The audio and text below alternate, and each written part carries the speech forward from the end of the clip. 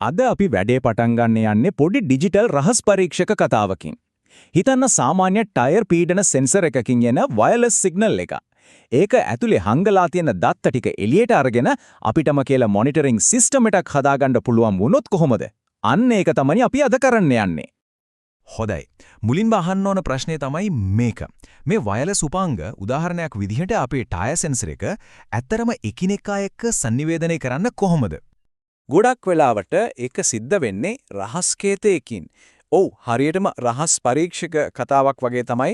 ඉතින් අපි මේ විග්‍රහයේදී කරන්න යන්නේ අන්නේ රහස් කෝඩ් එක බිඳුන එක. හරි. ඉතින් අපේ මෙහෙයුම තමයි අපිටම කියලා ස්මාර්ට් ටයර් මොනිටර් එකක් හදන එක. ඒ කියන්නේ ටයර් වල පීඩනය ඩිස්ප්ලේ එකක පෙන්වන, ඒ වගේම පීඩනය අඩු වැඩි වුණොත් ඇලර්ට් එකක් දෙන සිස්ටම් එකක්. ඕනම වැඩකට ආයුධ ටිකක් ඕනනේ. ඉතින් අපේ මේ විමර්ශනයට අවශ්‍ය වෙන දෘঢ়ාංග, ඒ කියන්නේ හાર્ඩ්වෙයාර් ටික තමයි මේ. මෙතන තියෙන්නේ ESP32C6 බෝඩ් එකක්. ඒකෙම LCD ඩිස්ප්ලේ එකක්කුත් තියෙනවා. මේක තමයි අපේ සිස්ටම් එකේ මොළය. ඊට පස්සේ ටයර් වලට සවි කරන BLE TPMS සෙන්සර් ටික. අන්තිමට මොකක් හරි අවුලක් වුණොත් සද්දෙන් දෙනුම් දෙන්න පොඩි පීසෝ බොසර් එකක්. බලන්න හරිම සරල සෙටප් එකක්. හරි. මෙන්න තමයි අපේ කතාවේ ලොකුම අභියෝගය එන්නේ. මේ සෙන්සර් වලින් ටයර් පීඩනයේ දත්තය එක කිලින්ම එවන්නේ නැහැ. ඒ කියන්නේ පීඩනය 32යි PSI කියලා සරලව එවන්නේ නැහැ. ඒ වෙනුවට ඒ දත්ත Bluetooth සිග්නල් එක ඇතුලේ එන්ක්‍රිප්ට් කරලා, ඒ කියන්නේ කේතනය කරලායි තියෙන්නේ.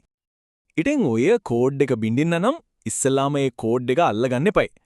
අපේ ඔත්තුකාරයා තමයි BLE ස්කෑනර් කියන මොබයිල් ඇප් එක. මේ වගේ ඇප් එකකින් පුළුවන් සෙන්සර් එක අවට පරිසරයට බ්‍රෝඩ්කාස්ට් කරන රෝ ඩේටා එකට හරියට රහසින් අහනින්නවා වගේ අහනින්න. අන්න එහෙම අහගෙන ඉද්දී අපිට අහුවෙනවා මෙන්න මේ වගේ දෙයක්. මේ තමයි අපේ රහස් පණිවිඩය. බැලු බැල්මට නම් මේක තේරුමක් නැති අකුරුයි ඉලක්කම් ටිකකුයි විතරයි. හැබැයි අපි හොයන්න හැම තොරතුරක්ම හැංගිලා තියෙන්නේ මේ දිග ඩේටා ස්ට්‍රින්ග් එක ඇතුලේ. හොඳයි. රහස් පරීක්ෂක වැඩේ පටන් ගමු. මතක තියාගන්න මේක නිකන් අහඹු දත්ත ගොඩක් නෙවෙයි. මේකට නිශ්චිත ව්‍යුහයක්, ස්ට්‍රක්චර් එකක් තියෙනවා. අපි දැන් කරන්න යන්නේ ඒ ස්ට්‍රක්චර් එක කෑලි වලට කඩලා බලන එක. මේකට කියන්නේ ඇඩ්වර්ටයිසිං ඩේටා ස්ට්‍රක්චර් නැත්නම් AD ස්ට්‍රක්චර් කියලා. මේකදී සම්පූර්ණ ඩේටා පැකට් එක පොඩි පොඩි කෑලි වලට බෙදෙනවා. හැම කෑල්ලකටම කොටස් 3යි තියෙන්නේ. පළවෙනියට ඒ කෑල්ලේ දිග, දෙවෙනියට ඒකේ වර්ගය, තුන්වෙනියට තමයි අසල ඩේටා එක. ඒ කියන්නේ අගය තියෙන්නේ. ඔය length, type, value කියන රටාව තේරුම් ගත්තම මුළු කතාවම හරිම ලේසි.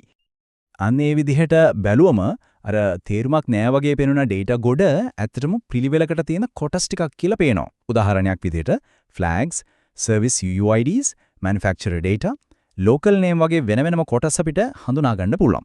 හැම එකටම වෙනම වැඩක් තියෙනවා. හැබැයි මේ හැම කොටසක් අතරින් අපි ඩයම් කරන්නේ එක විශේෂ කොටසක්. ඒ තමයි manufacturer specific data කියන එක. ඇයි? මොකද පීඩනය, බැටරි මට්ටම වගේ අපි හොයන නියම නිධානයේ තියෙන්නේ අන්න ඒක ඇතුලේ. හරි. දැන් අපි මේ manufacturer data කියන කොටස විතරක් අරගෙන තව ටිකක් ලං කරලා බලමු. එතකොට පේනවා ඒක තවත් පොඩි කොටස් වලට බෙදලා. බලන්න සමාගමේ ID එක, සෙන්සර් එකේ අනන්‍ය ID එක. ඊට පස්සේ අන්න අපිට ඕන කරන පීඩන අගයයි බැටරි මට්ටමයි තියෙනවා. හරි. දැන් තමයි රහස් පරීක්ෂක කතාවේ සුපිරිම හරිය. අර හෙක්සාගයන්, ඒ කියන්නේ අර අකුරුයි ඉලක්කම් ටිකයි කොහොමද අපි තේරුම් ගන්න පුළුවන් PSI අගයක් බවට පත් කරගන්නේ. මෙන්න මේකයි ඒකේ රහස. අපේ කතාවේ වීරයා තමයි මේ බයිට් 2 56 not ch මුළු පීඩනයේම රහස තියෙන්නේ මේ දෙක ඇතුලේ.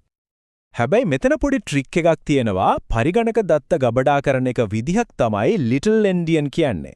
සරලවම කිව්වොත් ඒකෙදි වෙන්නේ අඩු වැදගත්කමක් තියෙන බයිට් එක මුලින් ගබඩා කරන එක. ඒ කියන්නේ අගය ලියලා තියෙන්නේ අනිත් පැත්තට. ඉතින් අපිට නියම අගය ගන්න නම් මේ බයිට් දෙකේ පිළිවෙල මාරු කරන්න වෙනවා. ෆ්ලිප් කරන්න වෙනවා. ඉතින් අර 560 කියන එක අපි ෆ්ලිප් කරාම අපිට ලැබෙනවා නියම හෙක්සගය 0x0C56. හරි.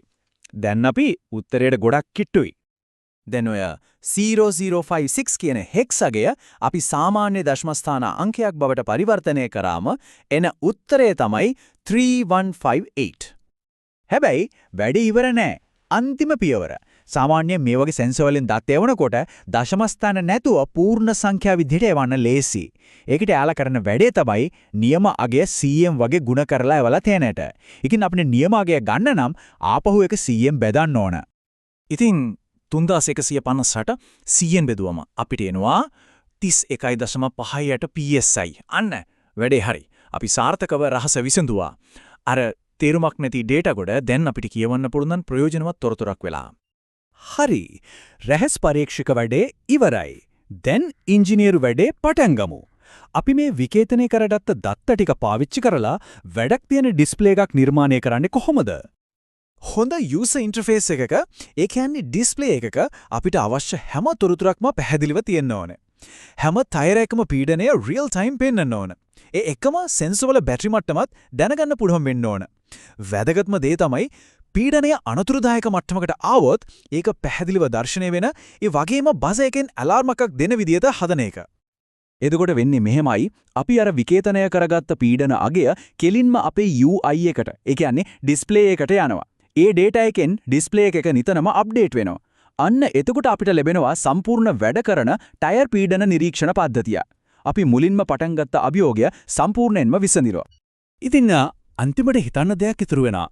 මේ වගේ එක සෙන්සර් එකකින් යන සිග්නල් එකක මෙච්චර දෙයක් හැංගිලා තියෙනවා නම් අපේ වටේ හැමතැනම තියෙන අනිත් වයර්ලස් සිග්නල්ස් ඇතුලේ තව මොන වගේ රහස් දත්තත් සැඟවිලා ඇතිද?